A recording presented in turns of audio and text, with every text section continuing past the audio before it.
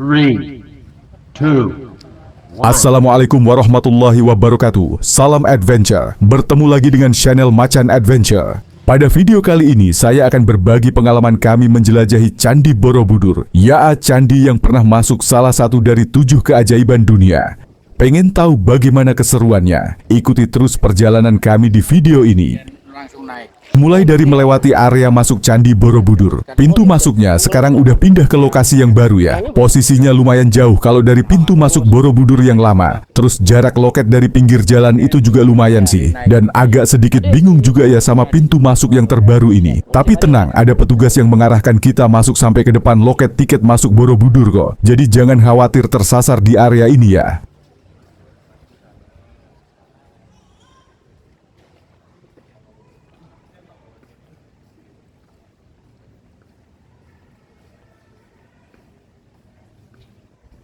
Sebelum kita lanjut lagi, jangan lupa klik tombol subscribe-nya ya. Dan terus tonton video ini sampai habis, karena video ini berisi tentang informasi-informasi mengenai Candi Borobudur yang sobat belum tahu pastinya.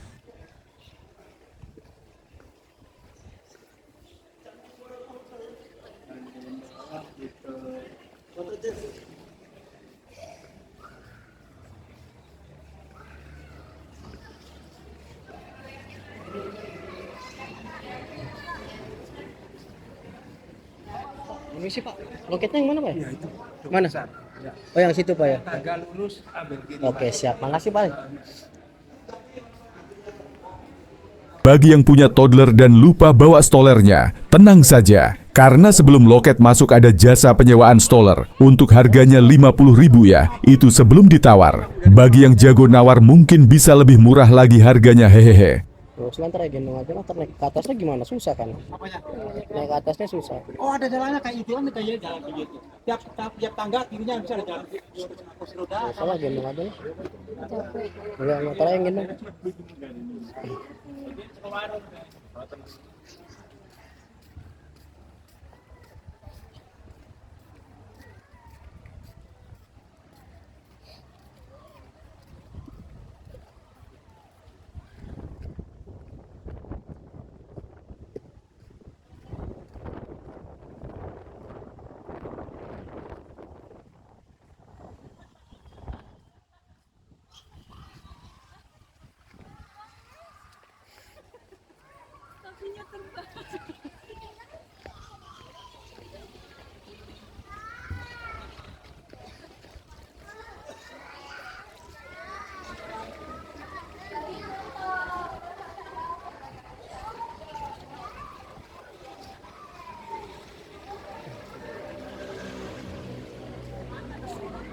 Akhirnya kita sampai di loket tiket Candi Borobudur. Kondisi saat saya berkunjung tidak begitu ramai, sehingga saya langsung bisa menukarkan tiket. Oh iya, saya sudah membeli tiket 2 hari sebelum saya berkunjung. Jadi sekarang saya hanya tinggal menunjukkan bukti pembelian tiket dan langsung diberikan gelang sebagai tanda masuk ke dalam Candi Borobudur. Setelah mendapatkan gelang tanda masuk, saya langsung bergerak menuju shuttle jemputan menuju area selanjutnya.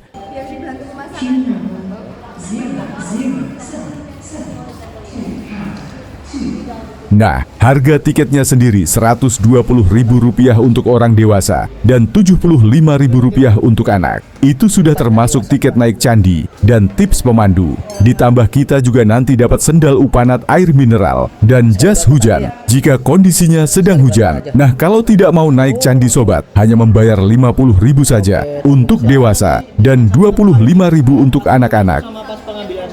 Oh gitu. Ini saya kemana lagi nih? Langsung ke sana. Kami pun diberikan gelang sebagai tanda kami bisa masuk ke dalam area kawasan Candi Borobudur. Tak lupa, kami pun dibantu oleh petugas untuk memakai gelang tiket yang kita terima tadi. Untuk link pembelian tiketnya, silahkan cek di deskripsi ya. Saya sarankan juga untuk pembelian tiketnya jangan mendadak.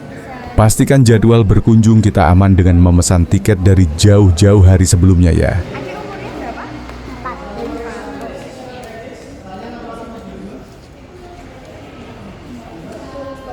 Maaf. Di sini ada P3K nggak ya? Nanti di mainnet ada Oh, di semacam mainnet. klinik Oh gitu. Setelah itu, Kami pun diarahkan petugas menuju tempat pemeriksaan barang bawaan. Petugas memastikan kalau kami tidak membawa makanan dan minuman ke dalam kawasan Candi Borobudur.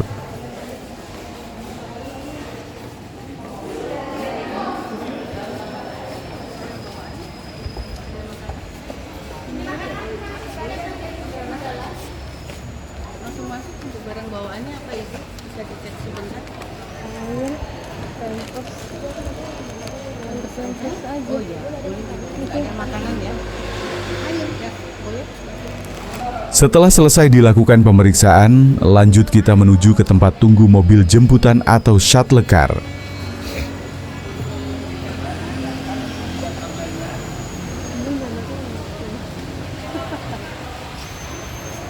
Nah, kalau ini gerbang tiket pertama sebelum kita menaiki mobil jemputan ya guys. Untuk yang membeli tiket hanya sampai teras candi juga tetap lewat sini juga ya. Karena ya emang jalurnya hanya ini saja guys. Ini di scan ya? Iya, ini di scan. Semuanya? Iya, satu-satu. Ntar dulu sebelah sini aja. Adiknya dulu. Awas. Dulu. Satu-satu ya. Ambilnya satu. Dulu. Lagi.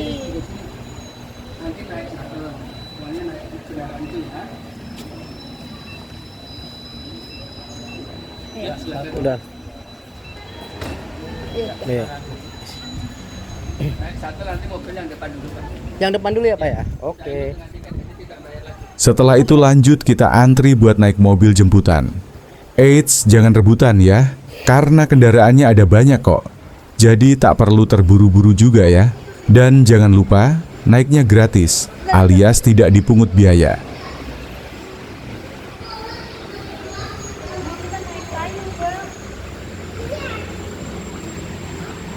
Bang, ada tayo bang.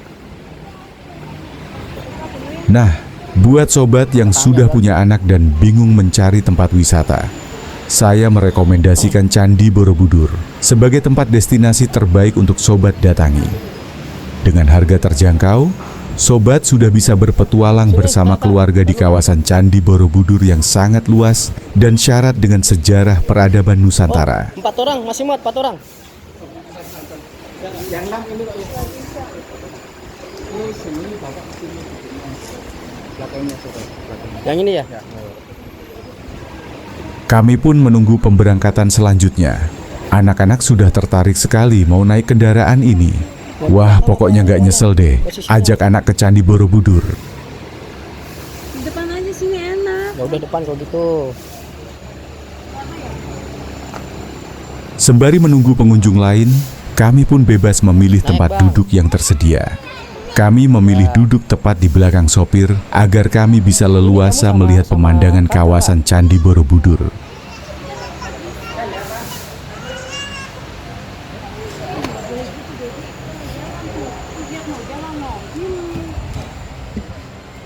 Bisa ya.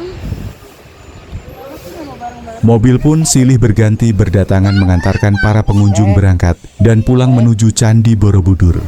Tak sedikit pengunjung yang juga datang bersama rombongan keluarganya. Bangku nggak ya? Akhirnya mobil kami pun berangkat setelah bangku hampir terisi semua. Ya walaupun belum terisi penuh, tapi mobil jemputan ini harus mengantarkan pengunjung yang sudah mendapatkan jadwal naik ke atas Candi Borobudur. Salah satunya kami. Jarak tempuhnya juga cukup jauh ya. Wah, kalau tidak ada mobil jemputan seperti ini, saya nggak yakin kalau nanti kami bisa naik sampai atas candi. Jaraknya lumayan gaes, tapi tenang. Di perjalanan kita disuguhkan udara yang bersih dan sejuk, dan juga suasana yang sangat asri. Kita bisa menikmati pemandangan yang ada di sini sambil menaiki mobil jemputan yang ramah lingkungan.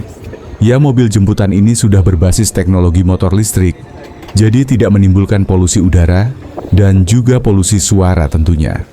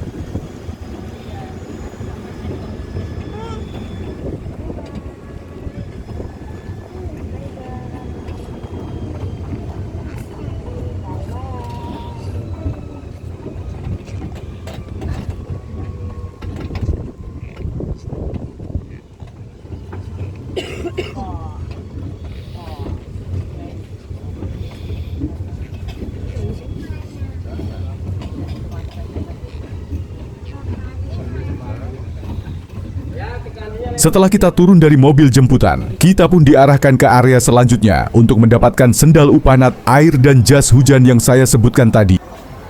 Langsung ke pendopo sebelah sana ya. Oh iya, ya. Ayo.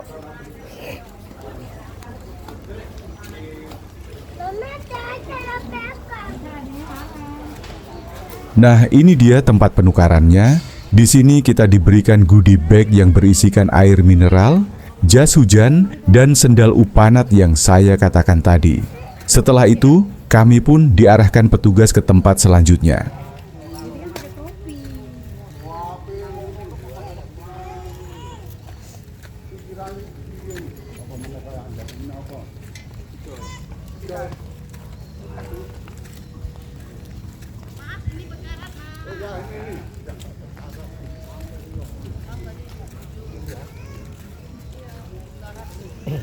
Kondisi saat itu sedang gerimis, menjadikan suasana petualangan kami menjadi lebih seru.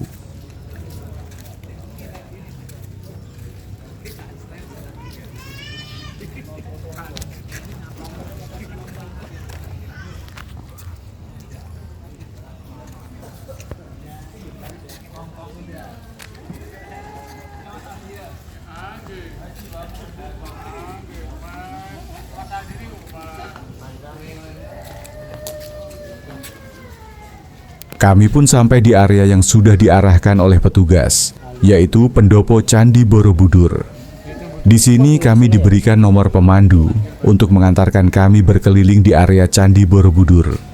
Saya pun mendapatkan nomor pemandu 22. Untuk berdiri dan menuju ke sebelah kiri saya. Di sini, saya dan pengunjung lain mengantre pemandu yang akan memandu kami di area Candi Borobudur.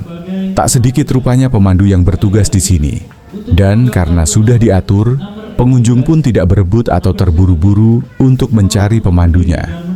Wah, oke juga nih sistem penerimaan pengunjungnya. Walaupun ada banyak tahapan, tapi jadi makin teratur nih buat turisnya. Jangan lupa untuk mengembalikan kartunya kepada petugas dan menuju ke sebelah kiri saya dan bertemu dengan. Dimohon untuk berdiri dan jangan lupa untuk Setelah menunggu cukup lama, akhirnya pemandunya pun datang dan kami pun mengikuti instruksi berikutnya. Sebelum perjalanan dimulai, kita di briefing oleh pemandunya. Kita di briefing tentang apa saja yang tidak boleh dilakukan di atas candi. Salah satunya tidak boleh membawa atau memakan makanan di atas candi ya guys ya, karena itu dapat merusak tekstur stupa atau relief Candi Borobudur. Siang. Kita jalan kaki dari sini sampai ke pelataran itu adalah 200 meter. Nanti saya sambil cerita sambil jalan. Kemudian sebelum sampai pelataran kita harus naik 60 anak tangga. Setelah 60 anak tangga kita naik lagi 150 anak tangga. Setelah di briefing, kita lanjut lagi petualangan kita. Kita harus melewati teras Candi Borobudur sebelum akhirnya kita naik ke atas Candi Borobudur.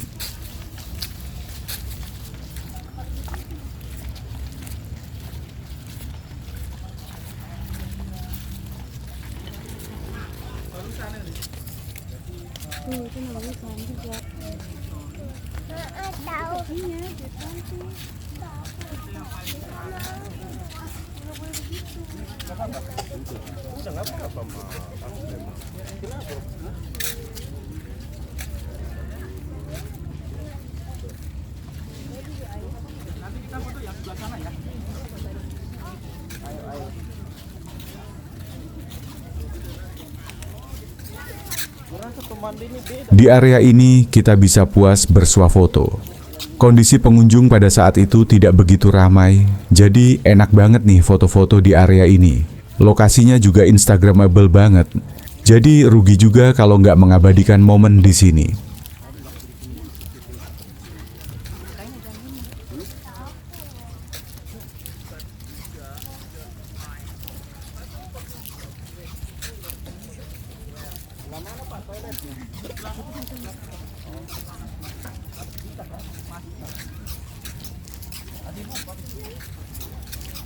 Atau yang pernah ke Borobudur sebelumnya, peraturan terbaru belum? Ya dulu parkiran di sebelah sini. Apa sih tak takkan beraninya,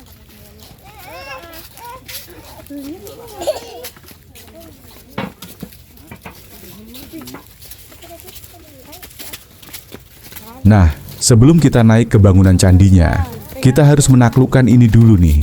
Ada sekitar 90 anak tangga. Ini bukan cuma tangga biasa, tapi kayak gerbang menuju sejarah dan spiritualitas. Rasanya kayak pelan-pelan masuk ke dunia lain. Langkah demi langkah, napas mulai ngos-ngosan, tapi semangat makin tinggi. Benar-benar pemanasan sebelum naik ke candinya yang megah. Yang dinamakan Maha Pralaya. Pralaya itu kalau di India itu adalah bencana alam, kerusakan. Maha besar, kerusakan. Berarti bencana alam yang sangat besar. Naik tangga ini juga kasih kita kesempatan buat lihat pemandangan sekitar. Hijau, sejuk, dan atmosfernya tenang banget. Di sini juga kita dijelaskan tentang sejarah Candi Borobudur oleh pemandunya. Antara meletus biasa, batuk biasa, atau batuk berdahak. Ya, batuk berdahak Merapi terakhir itu 2010. Ya kan? Yang Mbah Marijan meninggal itu, ya, dan 3 bulan di sini nggak ada listrik. Dan pada abad ke-11 Masehi itu ada beberapa gunung yang masih aktif. Bayangkan saja, Merapi saja satu aja seperti itu, apalagi ada 2 atau 3 yang masih aktif. Dan kemudian abad ke-11 sampai abad ke-18 Borobudur itu ditinggalkan. Kemudian jadi selama 800 tahun Borobudur itu tidak ada yang peduli dengan Borobudur. Ya, 800 tahun. Dan umur Candi Borobudur itu adalah 1200 tahun. Sampai sekarang ini 800 tahun ditinggalkan. Jadi lebih lama ditinggalkan daripada digunakan. Iya, dan abad ke-18 atau 1814 Borobudur itu ditemukan kembali oleh orang lokal. Ya, oleh orang lokal, dan kemudian dilaporkan ke Tanjung Sing atau gubernur pada waktu itu, kemudian dilaporkan lagi kepada Raffles. Ya, Raffles itu orang Inggris.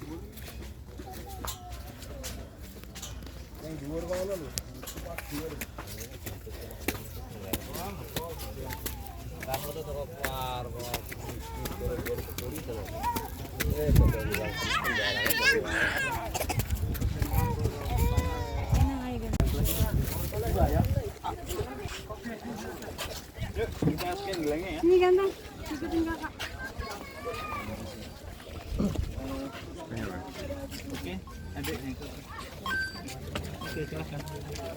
Lanjut kita menaiki candi. Sebelum naik kita harus scan dulu ya. Dan ini batas untuk yang membeli tiket Rp50.000 ya. Pelan-pelan ya.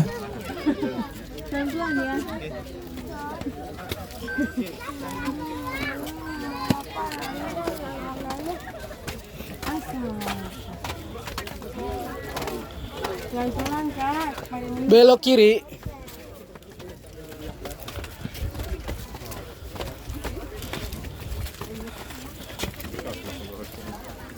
Ya, we turn to the left of it. Lanjut kita mulai eksplor Candi Borobudur. Wah, suasana Candi Borobudur sekarang sangat berbeda sekali ketika terakhir saya berkunjung ke sini. Pastinya suasana sekarang lebih sepi. Otomatis kita bisa bebas bersuah foto, bahkan tidak perlu antri berdesak-desakan ketika naik ke atas candi. Itu semua dikarenakan jumlah pengunjung dibatasi hanya 1000 pengunjung per hari ya, dan 100 pengunjung per sesi.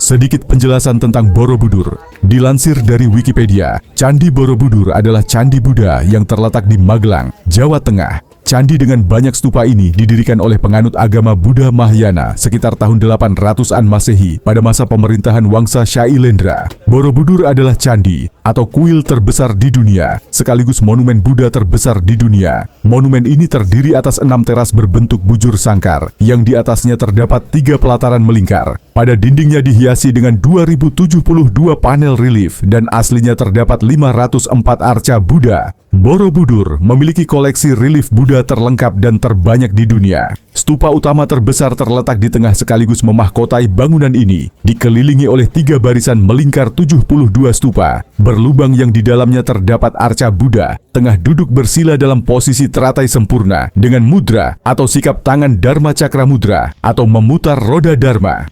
Monumen ini merupakan model alam semesta dan dibangun sebagai tempat suci untuk memuliakan Buddha, sekaligus berfungsi sebagai tempat ziarah untuk menuntun umat manusia beralih dari alam nafsu duniawi menuju pencerahan dan kebijaksanaan sesuai ajaran Buddha.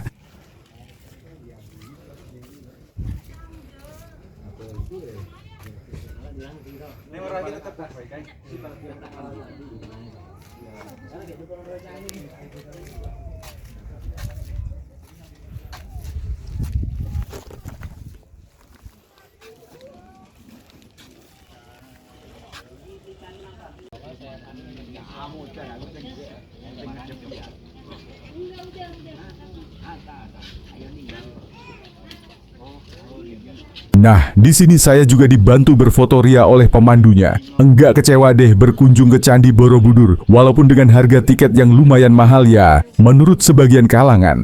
Tapi menurut saya, semuanya setimpal kok dari sendal upanatnya yang bisa dibawa pulang jadi cenderamata serta air minum dan jas hujan yang kita butuhkan membuat petualangan saya di atas candi jadi lebih mengasihkan.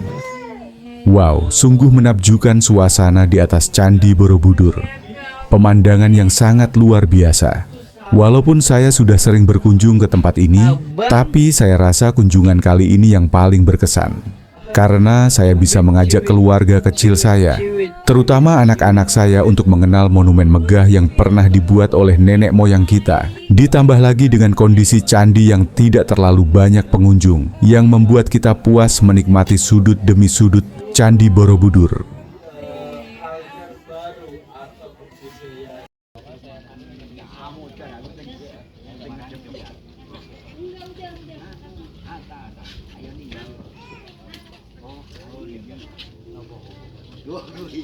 Akhirnya setelah puas di atas candi, kita pun menyudahi petualangan kita di atas Candi Borobudur. Kami pun kemudian turun, menuju tempat penjemputan untuk kembali ke pintu keluar.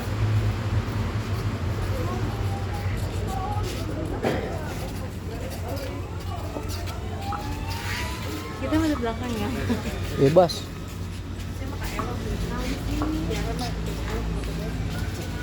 Kami pun naik mobil jemputan yang tadi mengantar kami berangkat ya guys. Jaraknya lumayan jauh dari lokasi turun Candi Borobudur. Kami pun diantar ke tempat awal kami menunggu mobil jemputan.